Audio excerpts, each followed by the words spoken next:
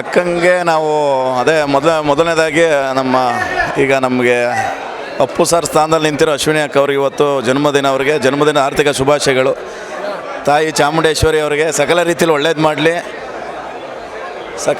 ಒಳ್ಳೇದು ಮಾಡಲಿ. ಇನ್ನೂ ಹೆಚ್ಚು ಈ ಥರ ನಾವು ಸಂಭ್ರಮ ಪಡುವಂಥ ಅಪ್ಪು ಸಿನಿಮಾಗಳನ್ನ ಪ್ರತಿ ವರ್ಷ ಅವರು ಬಿಡುಗಡೆ ಮಾಡಲಿ ಅಂತ ಈ ಮೂಲಕ ಅವ್ರಿಗೆ ನಾನು ವಿಶ್ವಾಸ ತಿಳಿಸ್ತೀನಿ. ಥ್ಯಾಂಕ್ ಯು ಅಕ್ಕ. ಅಂದರೆ ಇದೊಂಥರ ನಮಗೆ ಒಂದು ಸೆಲೆಬ್ರೇಷನ್ ಹಬ್ಬದ ಥರ ಅಷ್ಟೇ. ನಾವೇನು ಇದೇ ಥರ ನಾವು ಅಷ್ಟೇ ನಮ್ಮ ಅಕ್ಕನ್ನ ಫಸ್ಟು ಜಾಕಿ ರಿಲೀಸ್ ಮಾಡುವಾಗ ನಮ್ಮದು ಬೇಡಿಕೆ ಇಟ್ಟಿದ್ದು, ಅಕ್ಕ ಈಗ ಎಲ್ಲ ಸಿನಿಮಾಗಳು ರಿಲೀಸ್ ಆಗ್ತಾಯಿದೆ, ಆದರೆ ನಾವು ಕನ್ನಡ ಸಿನಿಮಾ ನೋಡ್ತೀವಿ, ಅದರ ಒಂದು ಸೆಲೆಬ್ರೇಟ್ ಮಾಡೋಕ್ಕೆ ಒಂದು ನಮ್ಮನೆ ದೇವರು ಉತ್ಸವ ಅಂತ ಒಂದು ಬೇಕು ಅಂತ ಇದ್ದು. ಈಗ ಎಲ್ಲ ದೇವ್ರಿಗೂ ನಾವು ಕೈ ಮುಗಿತೀವಿ, ಅದೇ ಥರ ನಮ್ಮ ಮನೆ ದೇವರು ಅಂತ ಒಂದು ಇರುತ್ತಲ್ಲ, ಅದಕ್ಕೆ ನಾವು ಹೆಚ್ಚಿನ ರೀತಿ ನಾವು ಒಂದು ಪೂಜೆ ಮಾಡ್ತೀವಿ. ಆಗ ಅದಕ್ಕೋಸ್ಕರ ಅಪ್ಪು ಈ ವರ್ಷ ಅಪ್ಪು ರಿಲೀಸ್ ಮಾಡಿದ್ದಾರೆ, ನಮಗೂ ಖುಷಿ ಆಯಿತು.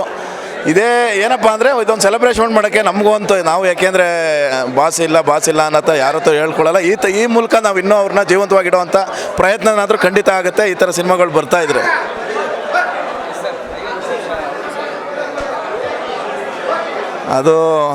ಅದು ಒಂದು ಹಬ್ಬನೇ ನಮಗೆ. 50ನೇ ವರ್ಷದ ಹುಟ್ಟುಹಬ್ಬಕ್ಕೆ ನಾವೇನೆಲ್ಲ ಮಾಡಬೇಕು, ಸೆಲೆಬ್ರೇಟ್ ಮಾಡಬೇಕು ಅದು ಮಾಡ್ತೀವಿ. ಬಾಸ್ ಇದ್ದಿದ್ರೆ ಇವತ್ತು 50 ವರ್ಷ ಅವ್ರಿಗೆ ನೋಡಿ, ಮೊನ್ನೆ ಆದಂಗಿದೆ ಘಟನೆಗಳು ನೋಡಿ. 50 ವರ್ಷ ಆಗೋಗೋದು, ಅವ್ರು ಇದ್ದಿದ್ರೆ ಇನ್ನೆಷ್ಟು ಜೋರಾಗಿ ಸೆಲೆಬ್ರೇಟ್ ಮಾಡ್ತಾಯಿದ್ದೋ 50 ವರ್ಷ.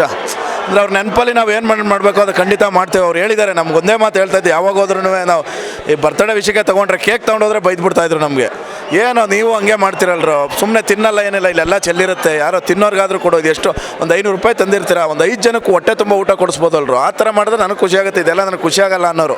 ಅಂದರೆ ನಮಗೆ ಪರ್ಸ್ನಲ್ ಆಗಿ ಹೇಳೋರು ಅದೆಲ್ಲ ವೇಸ್ಟ್ ಮಾಡಬೇಡಿ ದಯವಿಟ್ಟು. ಅಪ್ಪು ಬನ್ನಿ, ವಿಶ್ ಮಾಡಿ, ದುಂದು ವೆಚ್ಚ ಮಾಡಬೇಡಿ. ನಿಮ್ಮ ಕೈಲಾದರೆ ಒಂದು 4 ಜನ ಊಟ ಹಾಕಿ, ಅದು ದೊಡ್ಡ ನನಗೆ ಹೆಲ್ಪ್ ಮಾಡ್ದಂಗೆ ಅನ್ನೋರು. ಅವೆಲ್ಲ ನೆನ್ಕೊಂಡ್ರೆ ಇವಾಗ ಅದೇ ಥರ ನಾವು ಏನಿದೆ ಅದು ಅನ್ನದಾನ ಏನಿದೆ ಅದು ವರ್ಷ ಮಾಡ್ತೀವಿ ಬಿಡಿ. ಆ ದೇವ್ರನ್ನ ನೆನೆಸ್ಕೊತಾ ಇರಬೇಕಲ್ವ.